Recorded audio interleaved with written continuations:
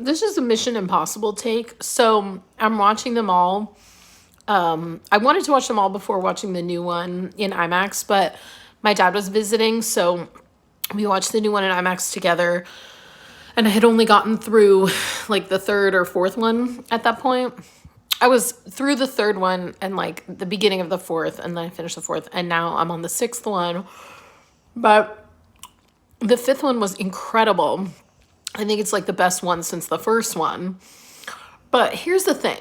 I love the second one. The second one is the first one I ever saw. We're saying a lot of numbers here. Keep up. The second one is the first one I ever saw. I was 11 years old. Every version of myself that's ever existed, my developing subconscious has had Mission Impossible 2 in it because I owned that movie on VHS and watched it a lot.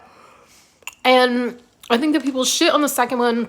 I think the second one had the hardest job of any of them because it was setting up the franchise and it was always not going to be the first one. And that made people angry. So people shit on it. But here's the thing. Obviously, Christopher McQuarrie, the first four are directed by different people. The last four are directed all by Christopher McQuarrie, who I know for the fifth one wrote the screenplay as well. And he won an Academy Award for writing the screenplay for The Usual Suspects. So he's talented. I am not sure because I haven't watched them, so I don't see the credits yet.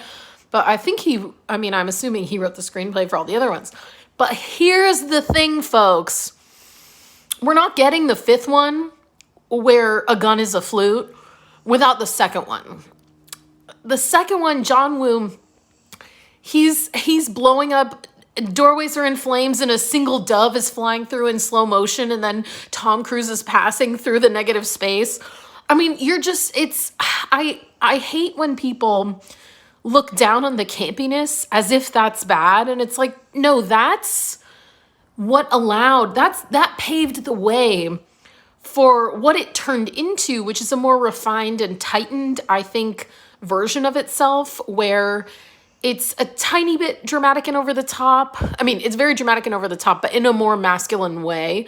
Like, it's over the top in that he's hanging off the side of a plane. It's not over the top in that we're going slow-mo through the flamenco dancer's skirts, like to a eye lock with Thandie Newton, who's gonna become a biochemical weapon. But like, and the humor, like, I think figured itself out a little more. They really like Simon Pegg. Why is Ving Rhames only in a few? That's a question for another time. But anyway, basically, I just don't think you can get the later ones without the earlier ones, and people should remember and respect that.